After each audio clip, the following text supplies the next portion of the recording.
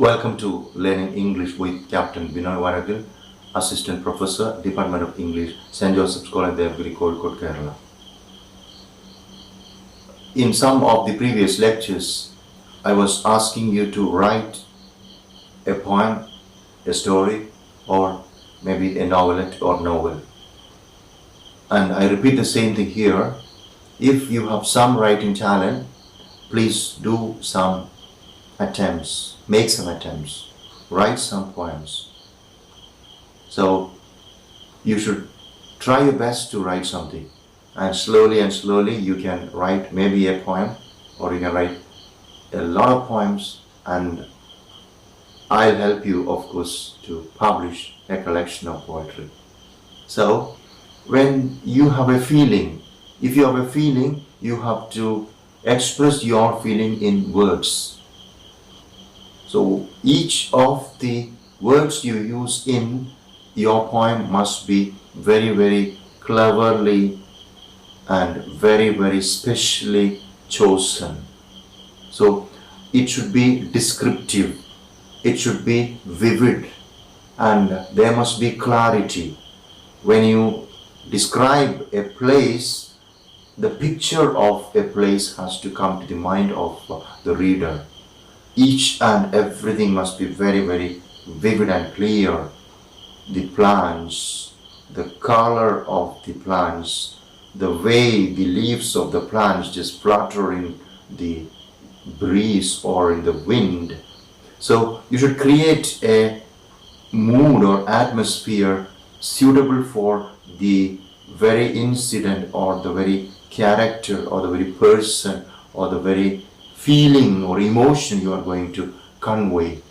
And you should have a lot of figures of speech as well. You should try to use figures of speech like comparisons, like similes. So when you say or describe somebody, you can say that that person is like someone. Like in "My love is a red rose," it's a metaphor. My love is like a red rose, it's a simile. Similarly, you have to depend on all the other figures of speech in your description of the very background, sometimes the locale, sometimes the atmosphere, sometimes whatever you write about. And you have a purpose, right? You want to just express your emotion, you want to say a story, you want to say something happened to, and you are just making this in words. So each of the words must be appropriate for the very representation of the ideas, representation of the feelings and emotions. And today, of course, we will discuss a wonderful poem by Robert Browning, the 19th century English poet. The title of Robert Browning's poem is Meeting at Night. Meeting at Night. The very title is, of course, very suggestive.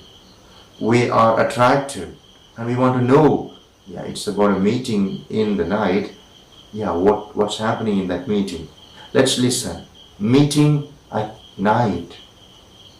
The grey sea and the long black land, and the yellow half moon large and low, and the startled little waves that leap in fiery ringlets from their sleep, as I gain the cove with pushing prow, and quench its speed in the slushy sand. Then a mile of warm sea-scented beach, 3 fields to cross till a farm appears. A tap at the pane, the quick sharp scratch and blue spurt of a lighted match, and a voice less loud through its joys and fears than the 2 hearts beating each to each.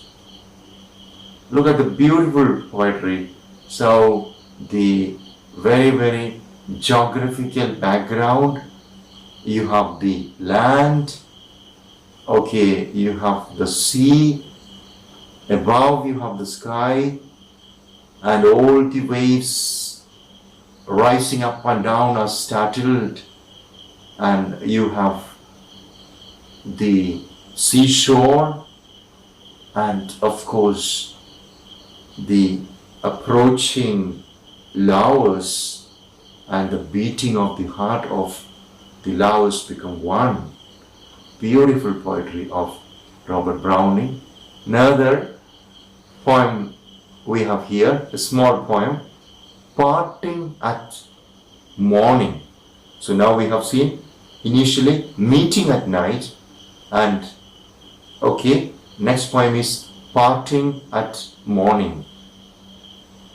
Around the cape of a sudden came the sea, and the sun looked over the mountain's rim, and straight was a path of gold for him, and the need of a world of men for me.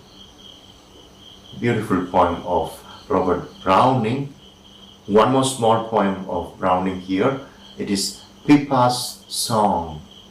The years at the spring and days at the morn, mornings at 7, the hillsides dew pearled, the larks on the wing, the snails on the thorn, God's in his heaven, all's right with the world.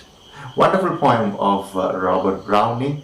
Simple representation of whatever he sees and his hope for the world. Yeah, we have a wonderful spring morning. There is so much of joy in the morning, and it's 7 o'clock. We can see the hills covered in dewdrops, and the birds are just singing and flying in the air. And of course you see small creatures like snails, and yes, this is the wonderful world, and all this wonder is possible because of God. God is in heaven, and everything is quite fine with the world. Okay, so beautiful poem of Robert Browning. So please attempt some poetry like this. You can encourage, you can find, you can promote the poet in you. Thank you very much for listening. May God bless you.